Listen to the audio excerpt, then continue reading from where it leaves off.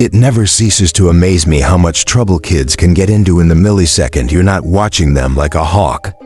One time, I took a phone call in the other room for 2 minutes and came back to find my 3-year-old daughter had somehow stripped naked, opened the door, and was using the front lawn sprinklers to take a shower. Kids, right? Still, I don't know what I'd do without her. She just started kindergarten in the fall, and the house feels strangely quiet without her screams. But just when life started to feel peaceful again, she found new trouble, and this time, the solution isn't as simple as turning off the sprinklers. It all started with Mrs. Frazzle. She's the kind of woman who starts wearing Christmas sweaters covered in cat hair at the beginning of November. She decided that since her favorite holiday was nearly upon us, she'd have the kids write letters to Santa Claus. Normally, that would be fine. But Mrs. Frazzle's enthusiasm for cats and candy cane-flavored decor far outweighs her teaching skills, and the letters went out with a few unfortunate spelling errors. My daughter's, as far as I can tell, was the only one that got addressed to Satan instead of Santa. Normally, that would just be another funny story to trot out at family gatherings. But then we got a letter back. The envelope was pitch black, smelling faintly of charred wood.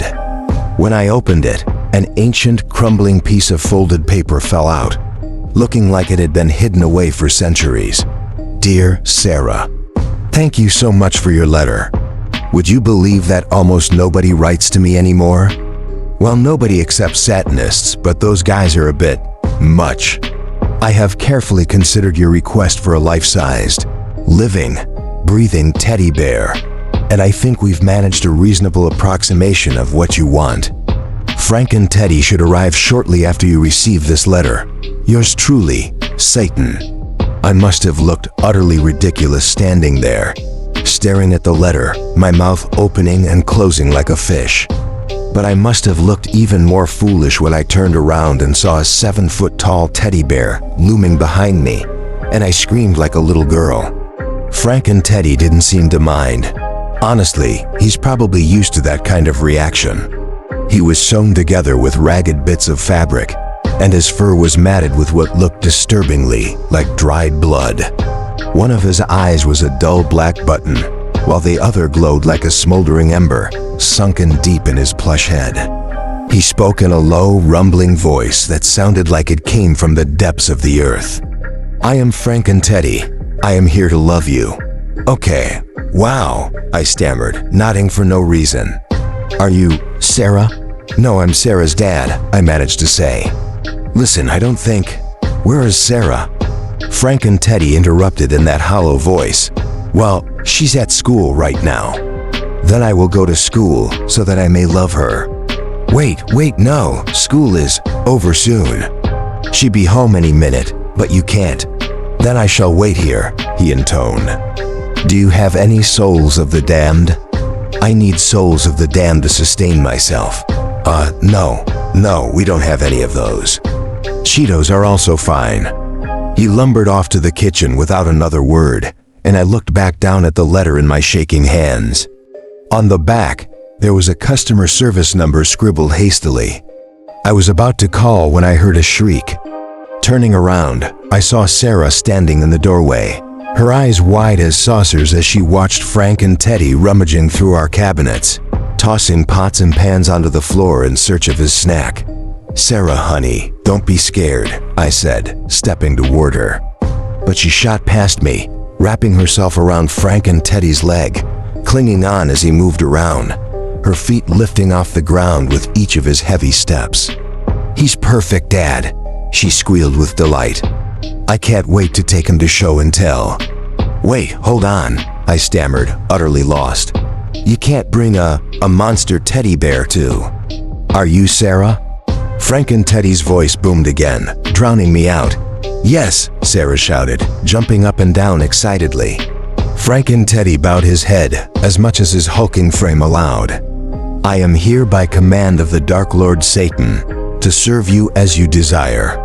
I will love you, protect you, and tear your enemies to shreds if need be. Cool, Sarah shouted, hopping around him in circles. Not knowing what else to do, I fumbled for my phone and dialed the customer service number on the back of the letter. A tired, gravelly voice answered after a few rings. "Hello, Infernal Services. How can I assist you today? How may I help you today?" The voice on the other end sighed deeply. "Wait, did you just say, 'How may I help you?'" I asked, bewildered. "It's not my joke," she muttered, clearly annoyed. "It's just something management forces us to say." Okay, I replied, trying to keep my voice steady. "Listen, I think there's been some sort of mistake." She sighed again, heavier this time. "Look, all heaven and hell placements are final. The appeals process is really just a formality." "What? No, I'm not talking about that. I'm talking about the 7-foot-tall monster teddy bear that just showed up at my house." "Oh," she said, her tone softening slightly.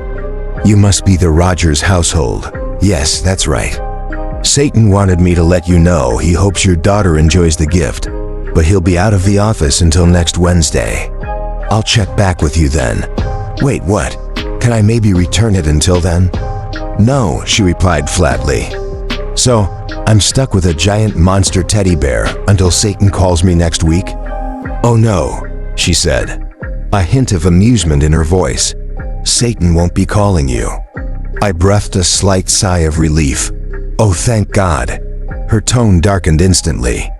"Satan's arranged for a face-to-face meeting." A few incoherent sounds escaped my throat as my mind reeled, but before I could respond, she muttered, "Humans." So rude, and the line went dead. I stood there, frozen, as Sarah's laughter echoed from the living room. Slowly, I turned around to see her squealing with delight as Frank and Teddy tossed her into the air, catching her over and over again. His glowing eye flickered ominously with each movement. How was I going to keep a 7-foot-tall monster hidden from the neighborhood until Wednesday? And what on earth would I do when Satan himself showed up at my doorstep? One thing was certain, I was going to need more Cheetos. It's amazing how open kids are to new experiences. When you're a child, everything is exciting from cartoons to ice cubes to, apparently, a giant teddy bear summoned straight from hell. If you don't know what I'm talking about, consider yourself lucky. But if you're curious, let me fill you in. My 5-year-old daughter accidentally wrote a letter to Satan instead of Santa. And now we've got a 7-foot-tall demonic teddy bear named Frank and Teddy living with us. After a very tense sleepover in which Sarah and Frank and Teddy watched cartoons and played patty cake while I consumed enough coffee to kill a horse, I decided I had no choice. I had to send Sarah to school and try to contact Hell's customer service again. The phone rang once before the same tired voice answered. "Infernal Services, how may I assist you?" "This is Darren Rogers again," I said. "Ah, Mr. Rogers," the woman replied. "Is Sarah enjoying Frank and Teddy?" Yes, but that's not the point. I simply can't keep this thing in my house any longer. It doesn't even belong on this planet." I turned, feeling a cold shiver crawl up my spine, and saw Frank and Teddy standing silently behind me. His glowing ember eyes seemed to burn into my soul. "Oh, I didn't mean you," I stammered. "I was talking about, the pet hamster. If the hamster poses a threat to Sarah's safety," Frank and Teddy rumbled, "I shall eliminate it with the fury of a demonic legion." No, that's not necessary," I yelped. "That is preferable," Frank and Teddy intoned gravely. "I find the hamster cute. I do not wish to obliterate it." My mouth hung open as I turned back to the phone. "Mr. Rogers?" The receptionist's voice cut through my stupor. "If you're truly insistent that there's an issue, I could arrange for a last-minute appointment today." "Oh yes, that would be great," I said, practically leaping with excitement. "When's the appointment?" "Now," she replied, her tone flat. "I've buzzed you 3 down." "Wait, what? Buzzed me where?" Before I could finish, a column of black and purple flames erupted around me. I felt a violent sense of falling before I landed with a dull thud on a massive blue beanbag in a dark, cavernous room. The walls were lined with the skulls of creatures too bizarre to exist in any rational universe. One skull had triangular eye sockets and 3 small horns. Another was perfectly round, with no features other than a gaping mouth. In the corner, a taxidermied dragon's head stared at me, its hollow eyes seeming to glow with a malevolent fire. I turned to see Sarah sitting on a small pink beanbag, eyes wide with wonder as she took in her hellish surroundings. Frank and Teddy was settled into an enormous purple beanbag beside her, completely at ease. At the far end of the room, behind an obsidian desk, a column of swirling black flames erupted, and when the smoke cleared, Satan himself sat in an ordinary-looking office chair, grinning at us. He'd been expecting me. His skin was a deep crimson, stretched tight beneath a crisp black suit. Large, polished horns arched from his forehead, gleaming under the dim, flickering light, and his goatee was perfectly trimmed, sharp as the edge of a blade. He leaned back in his chair, flashing a too-wide smile. "Welcome to hell," he exclaimed with unsettling cheerfulness. "You know, I don't get many visitors down here. Most of the souls I see, well, they're not exactly what you'd call good company." I glanced over my shoulder, feeling a cold sweat trickling down my neck. Out of the corner of my eye, I could see Sarah and Frank and Teddy nestled inside the gaping mouth of the dragon's head on the wall, having a tea party like it was the most normal thing in the world. Sarah, I don't think you should." "Don't worry, Darren," Satan cut me off, a casual wave of his clawed hand. "The dragon is mostly dead." His words did little to settle the dread tightening around my chest. He didn't seem to mind my lack of composure. Instead, he leaned in, his black eyes gleaming with curiosity. "So, as I understand it, you've got some concerns about Frank and Teddy?" "It's not just a concern. Frank and Teddy." He threatened to. "You mentioned something about the hamster?" Frank and Teddy's voice boomed from the dragon's maw, rumbling through the room like distant thunder. I misspoke," I stammered. "Sorry for the confusion." "I am sorry for my outburst." Frank and Teddy growled from inside the dragon's head. "I have not eaten today." "You are out of Cheetos. You ate 30 bags." I replied weakly, my voice barely more than a whisper. It's all right, Satan interjected, his grin widening as he pressed a button on his desk. "Tina." "Yes, Mr. Satan?" came the receptionist's familiar, dispassionate voice over the intercom. "Could you get Frank and Teddy 200 pounds of Cheetos?" 300 pounds. Frank and Teddy's voice rumbled from the shadows. Satan chuckled, his laughter low and rumbling like a distant avalanche. 300 pounds of Cheetos, Tina." "Right away, Mr. Satan," she replied. "Thank you," Frank and Teddy intoned, inclining his ragged head. "I require the proper amount of fuel to love Sarah, and to eviscerate the souls of the righteous with maximum efficiency." I tried to keep my focus on Satan as the door behind me creaked open. A blue-skinned demon with bulging muscles, a twisted grin, and an axe protruding from his skull wheeled in a massive cart filled to the brim with neon orange bags. "We make them down here," Satan said with a devilish wink. "Now, Mr. Rogers, what seems to be the real issue with Frank and Teddy?" "Well," I stammered, my voice cracking. "Just look at him, he's a monster." The word hung in the air like a death sentence. The room went silent, and I noticed the blue-skinned demon glaring at me, his massive fists clenching.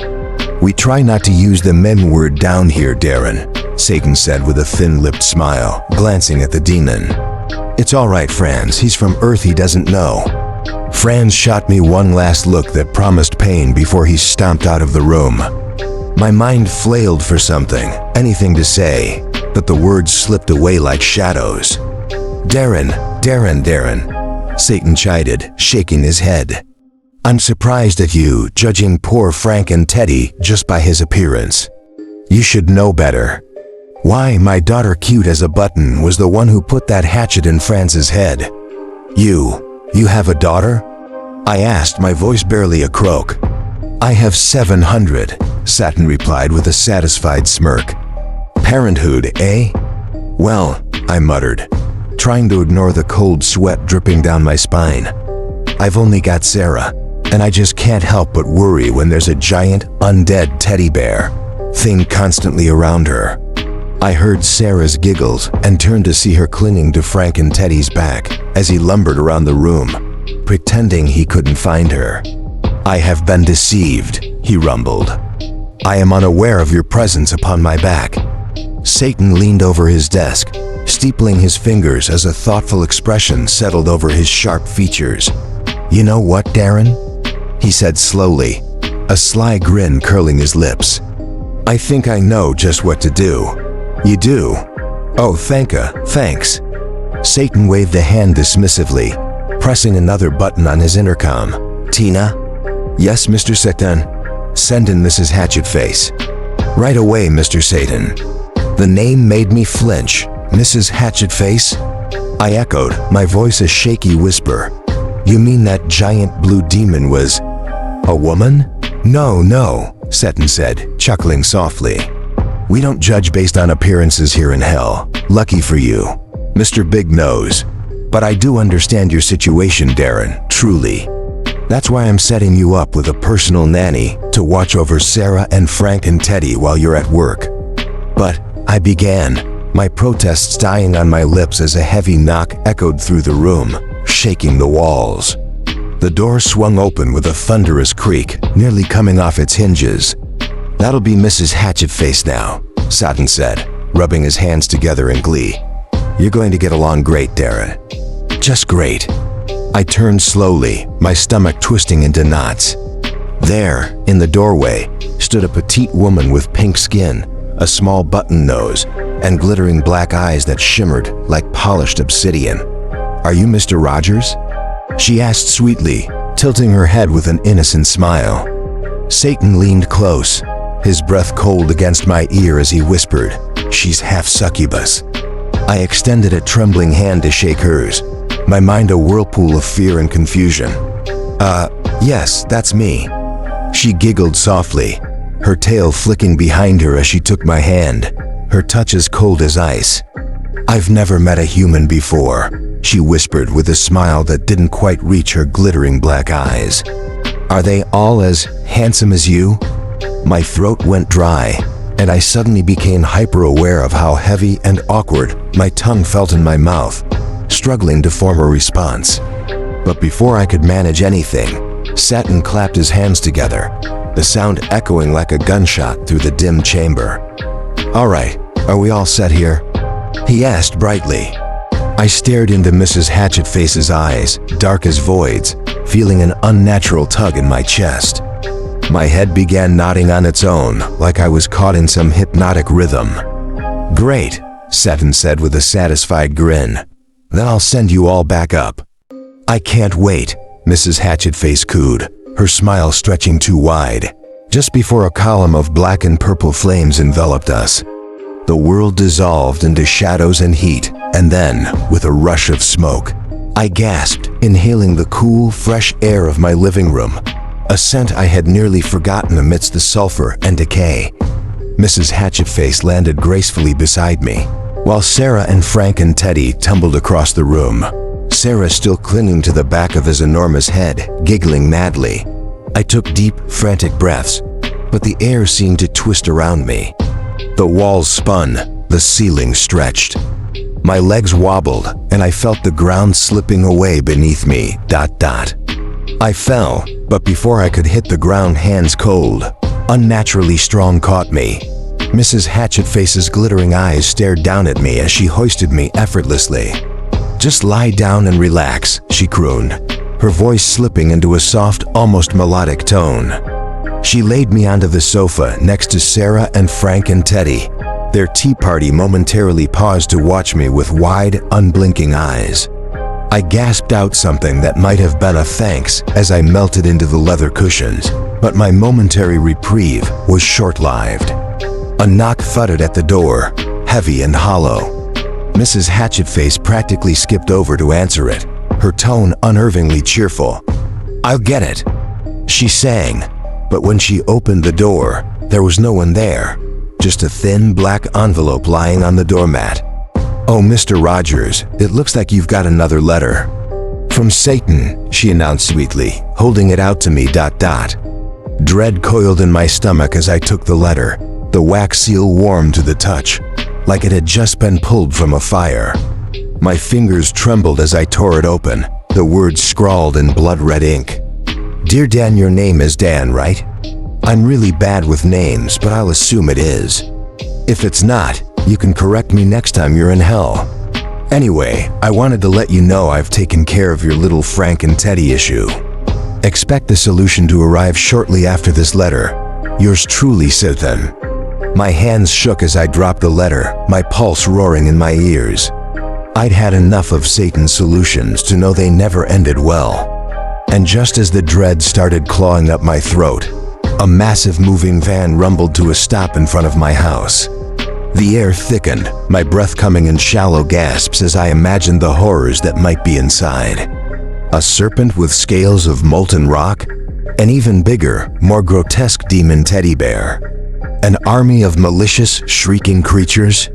Still woozy, I turned to Mrs. Hatchetface. "Can you check what's inside?" She flashed me a smile that felt more like a threat than reassurance, then headed outside. Moments later, she returned, hauling a massive wooden crate behind her, 10 times her size, yet she moved it like it was weightless. "How are we going to get it inside?" she asked, tilting her head with an almost childlike curiosity. I could barely think, barely focus. "Try the garage. It's Crowstown." She didn't wait for me to finish. With a creak of metal and a bone-rattling thud, she forced the garage door up with her bare hands, throwing it open with a loud crash that echoed down the street. "Well, that was heavy," she mused, standing back to admire her handiwork, her hands on her hips. "Humans must be stronger than I thought."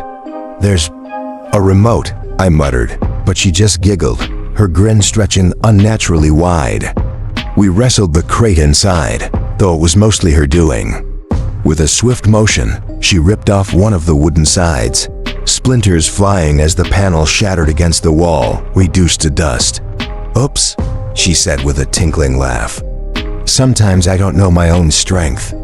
Hercules is a distant ancestor, you know." I barely registered her words, my eyes locked on the contents of the crate.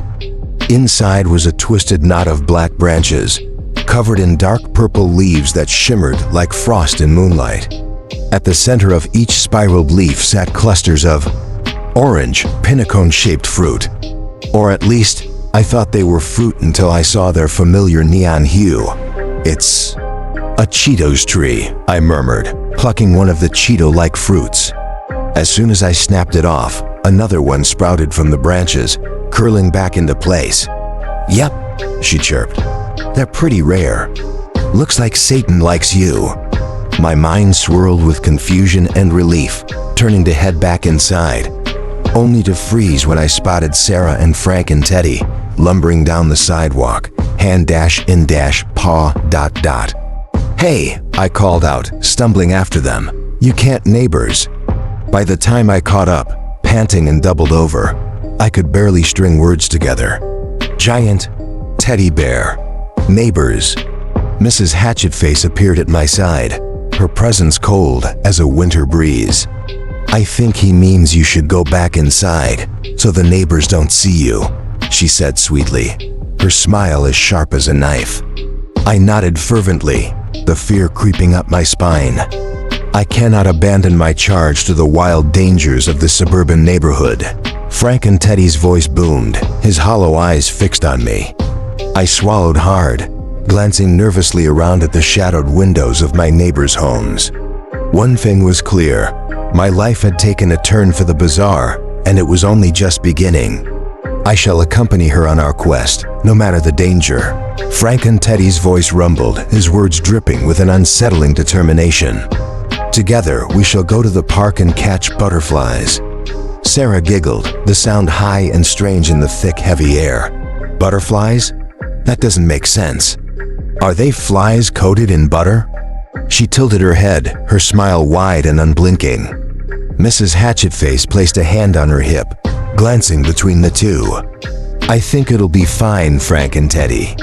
If we just get you a disguise first. Let's head back to the house, and I'll put one together for you." Frank and Teddy's stitched mouth twitched. "That is acceptable, but it must be fearsome." "Oh, of course," she replied, her voice soft but carrying a strange edge. "Mr. Rogers, are you okay?" Her dark eyes flicked to me, but I was still too winded to answer, only managing a weak thumbs up in response. Regret twisted in my gut. Maybe I shouldn't have traded those morning bike rides for donuts and coffee. "Oh, don't worry, Mr. Rogers, I can help you." Mrs. Hatchetface's laugh was light, almost melodic, as she hoisted me off the ground like I weighed nothing at all. Once we made it back inside, Sarah and Frank and Teddy raced up the stairs, their heavy footfalls echoing through the house. Mrs. Hatchetface settled me onto the sofa, her smile too wide, too perfect. "You just rest for a while," she said, her voice syrupy sweet. "I think I saw something upstairs that might make a good disguise." "Yeah, okay," I muttered, sinking deeper into the couch. My head throbbed, and my eyelids felt impossibly heavy as I watched her climb the stairs, her hips swaying in a way that seemed almost deliberate. She paused at the top, glancing back with a knowing smirk that sent a chill down my spine. I quickly averted my eyes, staring at a spot on the wall instead, feeling foolish. I fumbled for the remote and flicked on the TV, but the voices and images blurred together, pulling me into an uneasy sleep. I woke with a start to Sarah shaking my shoulders, her voice sharp and excited. "Daddy, Daddy, look!" I blinked and rubbed my eyes, focusing on the sight in front of me. Frank and Teddy stood in the middle of the room, wrapped in a massive, garish mess of fabric that attempted to hide his monstrous form.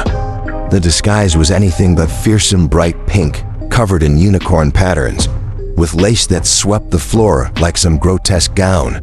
"Are those Sarah's curtains?" I croaked, glancing from the patchwork disguise to my daughter's eager face.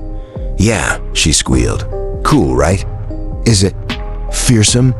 Frank and Teddy's voice boomed, the sound vibrating through the walls. Sure," I lied, forcing a smile as I glanced towards Mrs. Hatchetface, who had appeared behind me with an amused look. "Well, why'd you have to use the curtains?" I asked, trying to keep my voice steady. She shrugged, her grin still too wide, too sharp. "They were the only thing big enough," she said with a careless wave. Frank and Teddy straightened up, towering over me. "May we go to the park now?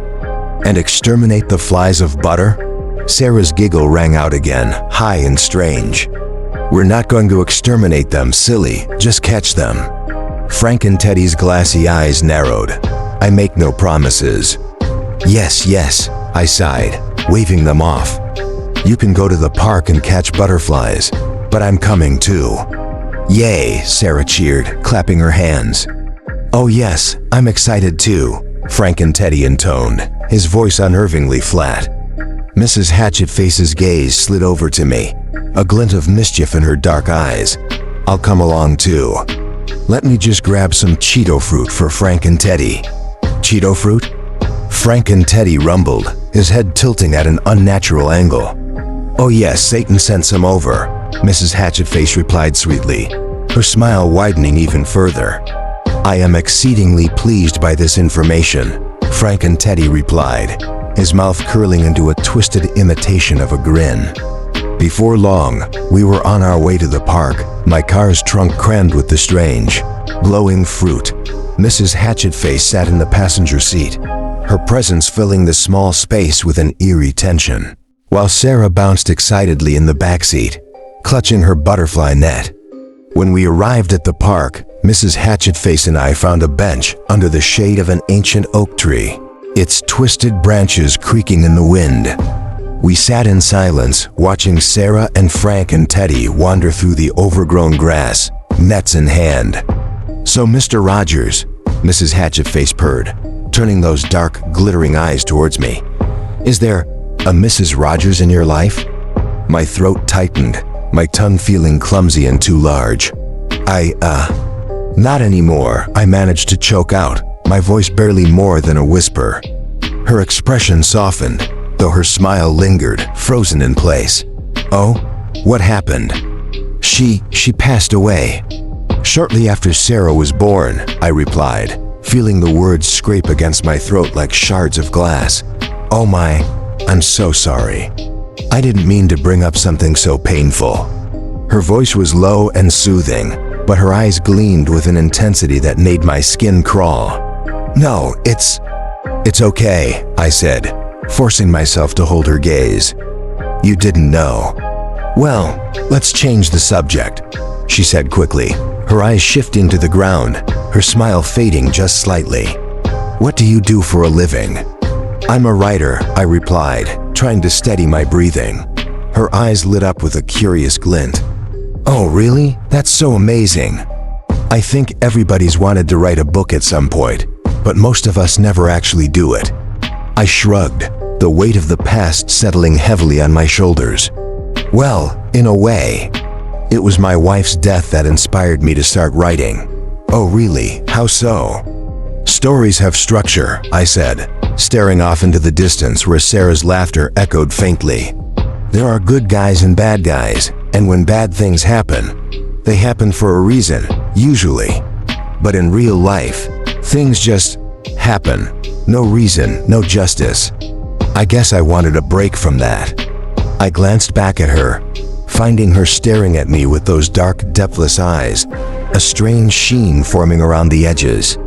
We sat in silence, the weight of unspoken words hanging in the air between us. And then, a sharp scream tore through the stillness, shattering the moment. We both jumped to our feet, my heart hammering in my chest as we rushed toward the sound. Sarah was on the ground, tears streaming down her face, her butterfly net discarded and trampled beside her. Frank and Teddy stood over her, their mismatched button eyes glinting in the dim light, a shadow stretching long and dark over my daughter's trembling form. "Oh, Josh." The neighborhood bully was crouched over Sarah's butterfly collection, a sick grin on his face as he ripped the wings from the delicate creatures, one by one, his laughter sharp and mean. I barely had time to react before I caught sight of a pink blur in my peripheral vision. Frank and Teddy, the towering, stitched teddy bear, moved with unsettling speed, snatching Josh off the ground by the back of his shirt like he weighed nothing. Frank and Teddy's voice crackled out, deep and distorted, as his mismatched button eyes seemed to blaze with fury. "You are not permitted to harm the Princess Sarah's flies of butter," he thundered, the words reverberating in the air with an eerie intensity. Josh, wide-eyed and trembling, clapped his hands over his ears, his face contorted in terror. "Default text, you will apologize to the Princess Sarah," Frank and Teddy's voice boomed. "And then I shall send you to hell forthwith, so that you may be judged for your sins." Josh's face went pale, and he stammered out a desperate plea. "Please, God, no." Frank and Teddy's expression twisted into something almost like a smile, though the seams in his face strained against it. "God will not save you from the Dark Lord Satan." But before he could finish his grim decree, Sarah reached up, her small hand gently pulling down Frank and Teddy's enormous paw. Her voice was calm, but her eyes flashed with a strange, unsettling light. "It's okay, Frank and Teddy. He's not worth our time. Just let him go." Frank and Teddy hesitated for a moment, then unceremoniously dropped Josh onto the ground, where he landed in a sobbing heap. He scrambled to his feet and bolted from the park, his wails fading into the distance as he ran as if the devil himself was chasing him. Frank and Teddy called after him, his voice echoing through the trees. "The judgment in hell is not so lenient." Sarah's gaze fell on the broken butterflies scattered on the grass, their fragile wings crumpled and torn. Miss Hatchetface covered her mouth, her smile twisted into a strange, pained expression. "There is no greater honor than to die in battle," Frank and Teddy intoned solemnly. "Yeah, I guess so," Sarah replied, but her voice lacked conviction, her eyes still fixed on the fallen creatures. Frank and Teddy's head tilted to one side, a strange gleam in his button eyes. "I believe I have detected insincerity in your voice. Allow me to rectify the situation." Without warning, he bent down, gathering the dead butterflies into his oversized paws. A thick cloud of black smoke swirled around him, twisting and churning like a living thing. When the smoke cleared, the butterflies began to twitch, their crumpled wings unfolding, and then they rose into the air, flapping their wings once more. Sarah squealed with delight. He brought them back to life. Frank and Teddy's eyes glowed faintly, a sinister smile tugging at the corners of his mouth. "I have merely endowed them with the power of Satan," he replied, his voice rumbling with dark satisfaction. I watched them play, Sarah and Frank and Teddy chasing the newly revived butterflies through the park. For a moment, I thought I had been wrong to judge Frank and Teddy by his monstrous appearance. Maybe, just maybe, he wasn't as bad as I had feared. Maybe he could even be what this family needed. But then the butterflies' wings began to smolder, their bodies twitching in a strange, rhythmic pattern. Suddenly, tiny jets of flame shot from their mouths, and the air was filled with the buzzing of fire-breathing creatures. The butterflies whizzed around my head, scorching the leaves from nearby trees and leaving trails of smoke in their wake. I fumbled for my phone as it began to ring, struggling to keep my balance amidst the chaos. It was Josh's mother, her voice shrill and accusatory on the other end. "Do you have any idea what your thing did to my son? You think you can get away with having some monster threaten my child?" Well, you see, Josh was pulling the wings off Sarah's butterflies, and I don't give a underscore about some stupid bugs. My husband's coming over there to deal with you, you hear me? I tried to protest, but the line went dead with a sharp click. My stomach churned as I realized what was coming next. And sure enough, within minutes, there was a furious pounding on my front door. Miss Hatchetface answered, revealing Josh's father, Mike, a towering man with arms covered in angry tattoos, his tight shirt glinting with rhinestones. He looked like he'd stepped out of a nightmare, all muscle and menace. "Where the underscore is this kid who threatened my boy?" he demanded, his voice a low growl. "Oh, Frank and Teddy?"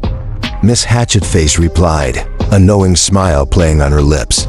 "I believe he's upstairs, trying on dresses with Sarah. Hey, Frank and Teddy," she called out sweetly.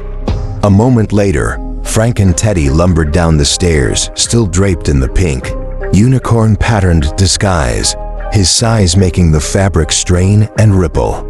He came to a stop before Mike, his mismatched button eyes glinting in the dim light. "I have answered the Lady Hatchetface's call," he announced, his voice crackling like a dying fire. Mike's bravado faltered for a moment as he took in the sight of the 7-foot-tall creature before him, but anger won out. He jabbed a finger into Frank and Teddy's chest, his voice a low, menacing hiss. "Nobody threatens my family, you hear me? I'm gonna kick your ass, bro." Frank and Teddy tilted his head, his expression curious. "I am not in possession of an ass. I lack the human need to defecate." Mike's face flushed red with anger. "I mean, I'm gonna fight you, bro." Frank and Teddy's smile widened, stretching the seams of his mouth. "I am not designed for fighting. I am designed for loving. Would you like for me to love you instead?"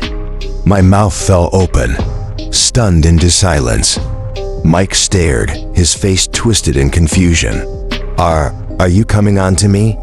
"Yes," Frank and Teddy replied, his voice small and earnest. Mike took a step back, clearing his throat awkwardly. "You know what? I don't need this. I'm just gonna call the cops." "I'll see you in hell, buddy." "If that is what you wish," Frank and Teddy replied, and before anyone could react, a column of black and purple flames erupted around him and Mike. In a flash, the two of them disappeared, leaving the acrid scent of sulfur hanging in the air. I stumbled back, my head spinning. Did he just take him to hell? Miss Hatchetface smiled, a serene expression on her face. "Frank and Teddy has always been a bit literal. I'll go fetch him." She stood there for a moment, unbothered by the chaos around us. "Aren't you going to fetch them now?" I asked, my voice cracking with disbelief. "Oh, sure, why not?" She replied with a casual shrug, and then she too vanished in a puff of purple smoke. My vision swam, and a sudden heat flared on the side of my head. For a brief, panicked moment, I wondered if I was having a stroke until I caught my reflection in a nearby picture frame and realized with dawning horror that my head was, quite literally, on fire. Before I had time to fully process the flames licking at my scalp, a freezing blast enveloped me, turning my vision into a blinding white haze. As the air cleared, I realized I was covered head to toe in thick foam. Wiping the suds from my eyes, I turned to see Sarah standing there, a mini fire extinguisher clutched tightly in her hands, the nozzle still smoking. "Thanks for..." I started, but another blast of foam hit me square in the face, cutting off my sentence. "Sorry, Dad," Sarah said, lowering the extinguisher with a sheepish grin. "You were still a little bit on fire." "That's okay, honey," I replied, trying to smile through the dripping foam. The familiar hiss of rushing air, accompanied by a flare of black and purple flames, drew my attention back to the living room. Miss Hatchetface and Frank and Teddy had reappeared, but they weren't alone. Mike, pale and trembling, was clinging to Frank and Teddy's arm like a child clinging to a monster in a nightmare. His eyes were wide and glazed, staring at things that only he could see. I saw demons," Mike stammered, his voice barely a whisper. His hands twitched as if he were still trying to ward off whatever horrors he'd witnessed. "Frank and Teddy," I said, swallowing hard. "Where did you take him?" Frank and Teddy's voice rumbled with pride. "I delivered my guest to the gates of hell, the city's greatest hellscape. You, what now?" I asked, the words sticking in my throat like ice. "Hellscapes are like hell's theme parks," Miss Hatchetface explained casually, twirling a strand of hair around one clawed finger. "Oh, that doesn't sound so bad," I said, though my voice wavered. "Well, not for the demons, no," she replied with a small, amused smile. "But for the damned souls, it's more like a themed arena of torment." "Oh," I muttered, my stomach churning. Frank and Teddy frowned, or at least the stitched lines around his mouth pulled downward in something resembling concern. I do not understand why the human did not enjoy his trip. There were snow cones, though they were made of human blood. Miss Hatchetface giggled, her tail flicking behind her like a delighted cat. But they were all, oh positive, the most delicious kind of human blood. "Well, I stammered, eyeing the trembling Mike. "Is there any way we could make sure he doesn't remember what happened?" "I believe I can be of assistance," Frank and Teddy replied, and before I could stop him, he raised one of his enormous paws and delivered a swift, powerful blow to the back of Mike's head. There was a sickening thud, and Mike crumpled to the floor, either unconscious or something worse.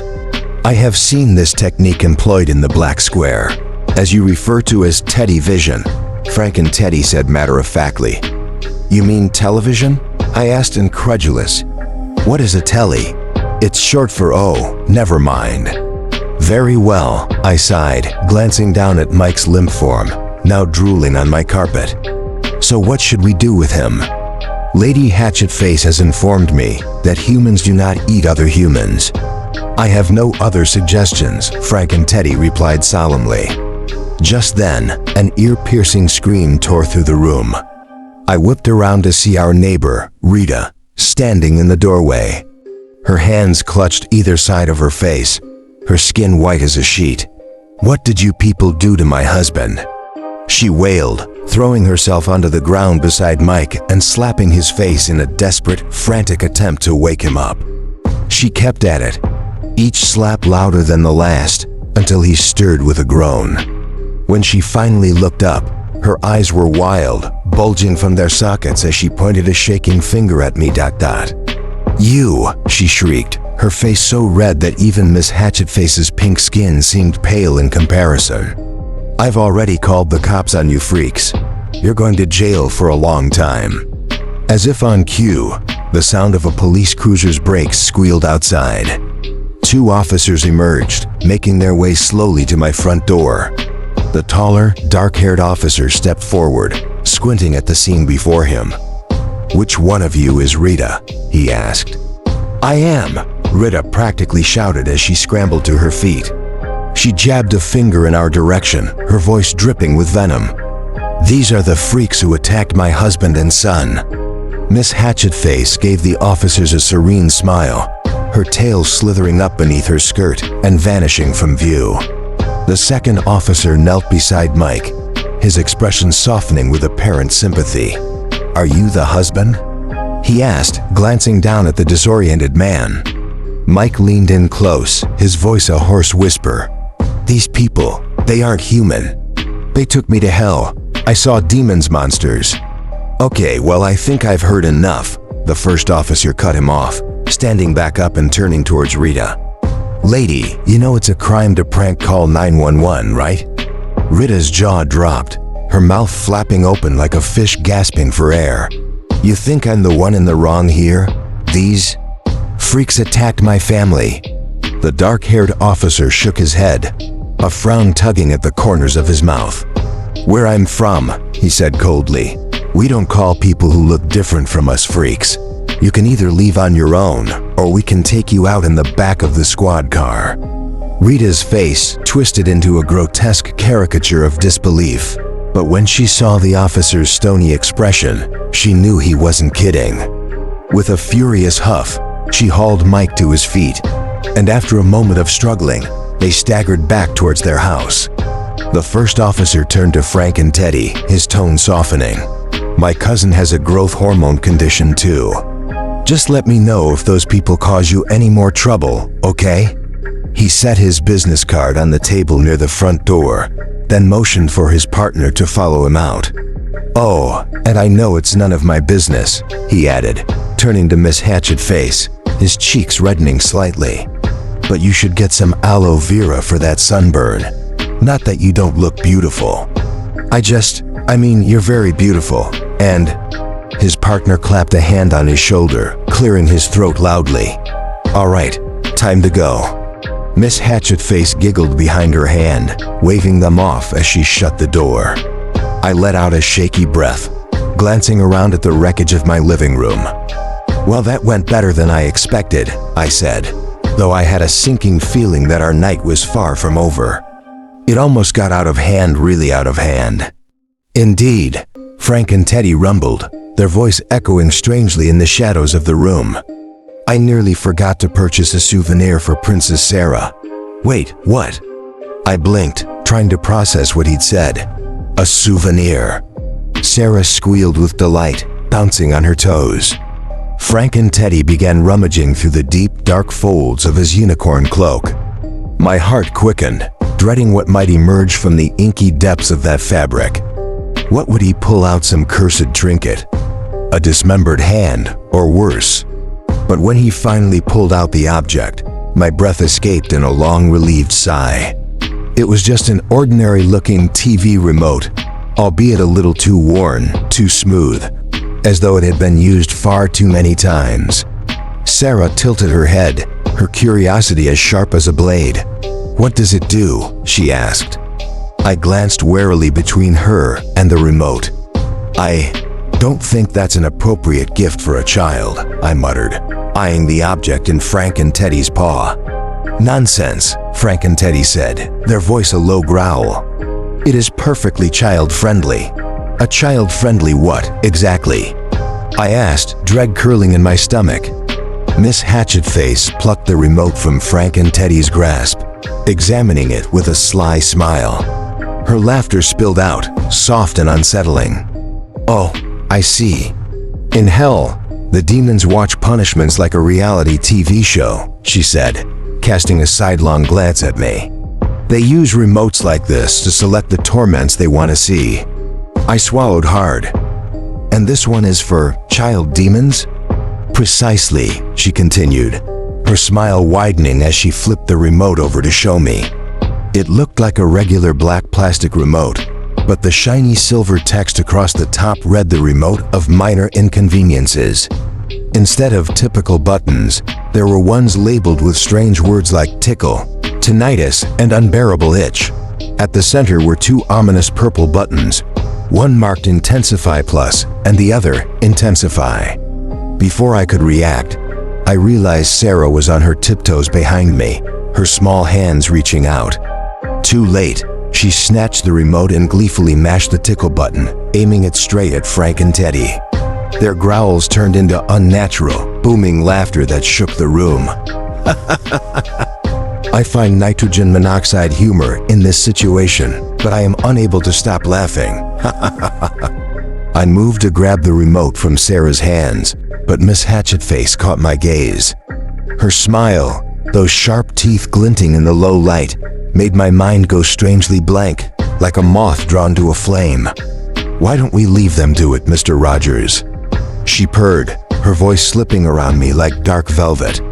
"I have a private matter I'd like to discuss with you." "A private matter?" I echoed, feeling suddenly cold, despite the heat radiating from the black and purple flames that flickered from Frank and Teddy's cloak. Miss Hatchetface's eyes, black as bottomless pits, seemed to shimmer with an unsettling hunger. "Yes," she giggled softly, "just between us. Perhaps we could go somewhere more discreet." Yes, discreet. Great idea," I mumbled, feeling my legs move before I had fully decided. She took my hand, her grip cold and firm, and led me across the room. As we ascended the stairs, her touch sent a shiver that lanced through my spine, a sensation that was both thrilling and terrifying. She guided me into the master bedroom, closing the door behind her with a final, metallic click. Her smirk grew wider, almost too wide, as she turned towards me. "So, about that private matter," she whispered. I don't remember much after that, just a haze of darkness and flashes of her eyes, glinting like knives in the dim light.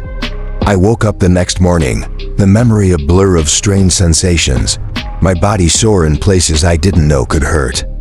My mind reeled with the lingering traces of our conversation, which felt like a fevered dream that slipped through my fingers as I tried to recall it. Miss Hatchetface brought me a tray, setting it on my lap while I tried to straighten the tattered remains of my pajamas. I shivered as I looked at the so-called breakfast in bed. The tray held a large bowl of glistening, writhing tentacles, slick with green slime, still twitching as if they were trying to escape. Next to it, a small dessert plate flickered with tiny purple flames, and a glass of something that smelled sharply of gasoline. "Wow, this looks..." "Wow," I stammered, trying to keep my voice steady as the tentacles writhed in the bowl.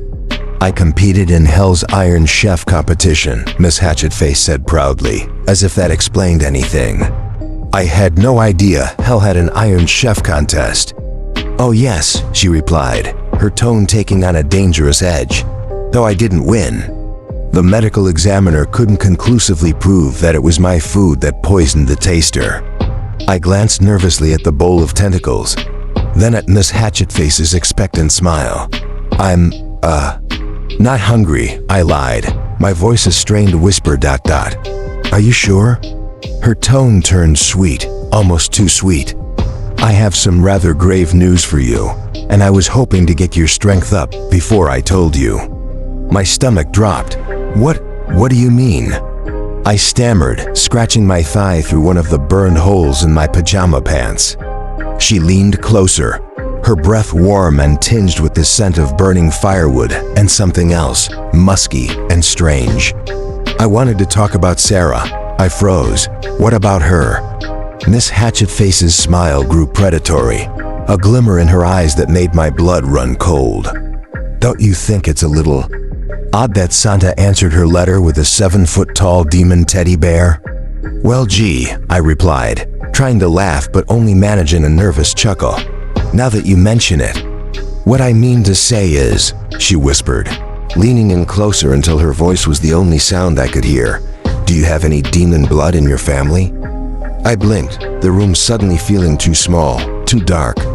"Actually, my grandfather was a demon," I confessed, the words slipping out before I could stop them. "Oh really?" she purred, her voice carrying a dark edge.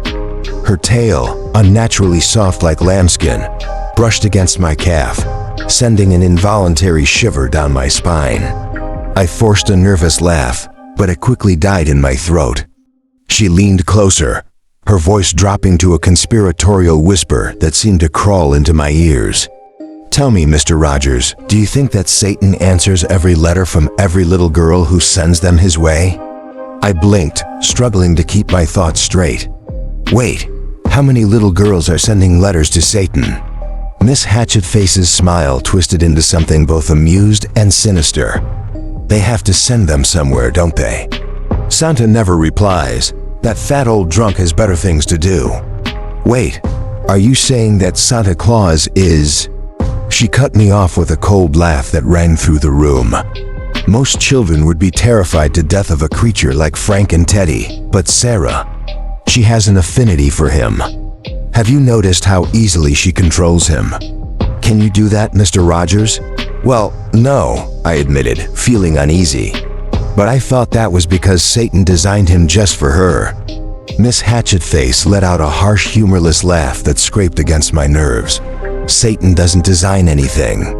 He sits behind that desk of his barking orders, but he leaves the real work to others. Still, someone must have designed him, I insisted. She tilted her head, a predatory gleam in her eyes. Oh, they did. But he carries the soul of a demon, bound within that plush shell. No ordinary human could tame him. Satan would have known that. Otherwise, he would never have sent such a dangerous gift in the first place. I felt a chill settle in my chest. Could I really trust her assessment? After all, my experiences with Satan's judgment had been inconsistent. There were fire-breathing butterflies, a remote that inflicted random torments, and a giant demon teddy bear that had dragged my neighbor into hell. And yet, Miss Hatchetface herself had come from this chaotic bargain, and I couldn't quite bring myself to regret that. So, what does that mean? I asked, fearing the answer. Her smile widened, revealing teeth too sharp and too many. It means, Mr. Rogers, that instead of piano or saxophone lessons after school, you should consider a tutor for Sarah in satanic magic. Oh, is that all? I mumbled, feeling a dizzy wave wash over me. Desperate for anything to distract myself, I took a sip of the strange drink she'd brought me, gasoline-scented, with a surprising hint of sweetness. My eyes widened. Oh, it tastes like vanilla? Yes, it does, Miss Hatchetface replied with a knowing smirk. Miss Hatchetface, are my ears smoking? I asked, a creeping dread tingling along my scalp. Yes, Mr. Rogers, they are. It took nearly an hour for the smoke pouring from my ears to thin into a light gray mist. By then, Miss Hatchetface had convinced me that hiring a tutor in the dark arts for Sarah was the right choice. We stood in the living room, the air thick with the strange mingling of brimstone and the lingering scent of breakfast. I watched as Sarah gleefully toyed with Frank and Teddy, using the cursed remote of minor inconveniences. With a wicked grin, she pressed buttons, subjecting the demon Teddy to bizarre changes. A curly pig's tail sprouted from his back. His ears swelled up to the size of dinner plates, and a tiny blue sparrow materialized, pecking at his head with clockwork precision. Frank and Teddy bore the oversized ears and the sparrow's pecks with indifference, but he craned his neck to examine the new pig's tail with obvious concern. I do not understand the purpose of this small, twirly appendage, he boomed, his deep voice echoing through the house. It's funny. Sarah giggled, clutching her sides as she kicked her feet in wild delight. I see. The purpose is humor. I am suitably amused. Ha ha ha. I cleared my throat, trying to bring some semblance of seriousness back to the room. Sarah, I began, feeling strangely small under the gaze of my demonic house guests. Miss Hatchetface and I have decided that from now on, you're going to have, lessons after school in satanic magic. I hoped naively, perhaps that Sarah might show some hesitation, but my hopes crumbled as she sprang up with a cheer. Hooray! Resigned, I turned back to Miss Hatchetface, trying to regain my composure. Well, I suppose we should write to Satan and request a tutor. Before I could finish, there came a rigid, echoing 3 knocks at the front door. Miss Hatchetface grinned, baring teeth that gleamed too sharply in the dim light. "That should be her now," she whispered, a hint of satisfaction in her tone. My mouth went dry. How in the hell, no pun intended, had word reached Satan so quickly? But before I could ask, the door swung open with an eerie creak, and my heart plummeted into my stomach as I laid eyes on our visitor. The figure standing on my porch had the hunched shoulders of an ancient crone, draped in a revolting vomit-green sweater riddled with fraying yarn. A reptilian tail slithered out from beneath a thick, coarse skirt, its tip twitching against the wooden boards like an impatient finger tapping on a table. But it was the face that froze the blood in my veins, a face so deeply wrinkled, it looked like a crumpled piece of parchment, veins crisscrossing beneath the sagging skin like ancient riverbeds. Behind the thick fishbowl lenses of her bifocals, her eyes glowed with a malevolent reptilian yellow. Yet it wasn't the hideousness of her face that horrified me. It was the cold calculation lurking within those eyes, as if she could see right through my skin, into the depths of my soul. The face that stared back at me was the last one I ever wanted to see again, my 6th grade English teacher, Miss Robbins. "Hello, Darren," she croaked in her trademark tone, one that dripped with perpetual disappointment. "What in hell are you doing here?" She clicked her tongue, that familiar sound echoing in my ears like a bell tolling my doom. "I do not allow foul language in my classroom, Darren, no matter how old you are." "Are you kidding me? You're from hell," I exclaimed desperately, flabbergasted that she could even be offended. "Would it offend you if I used your home country as an expletive?" Her yellow reptilian eyes narrowed behind thick bifocals, fixing me with a gaze that made my stomach churn. Suddenly, I felt like a trembling 6th grader again, caught in the act of breaking the rules, like sneaking off to the bathroom without a pass. I opened my mouth to protest, then closed it, turning to Miss Hatchetface. "I'm not having this fight with an old biddy teaching my kid," I said firmly. Before she could respond, a new round of giggles erupted behind me. I turned to see Sarah bouncing on the end of Miss Robbins' tail, each little jump sending her up a few inches, giggling like a maniac. "Oh yes, dearie," Miss Robbins said, her voice dripping with mock sweetness. "It's quite fun, isn't it?" A wave of nausea washed over me as I remembered why I had loathed Miss Robbins as a child. He had treated the boys like hooligans while pampering the girls like princesses. Yet despite that, she had managed to instill a love of writing in me, one that had blossomed into a career. "Can she stay, Daddy?" Sarah asked, strands of hair flopping over her face, sticking to her mouth like spider silk. She blew them away, fixing me with the same pleading look she had perfected to secure an extra scoop of ice cream. I glanced from her hopeful puppy dog eyes to Miss Hatchetface's encouraging smirk, and then to Frank and Teddy, who seemed indifferent as the sparrow continued its relentless pecking. I sighed, defeated, and muttered, "All right."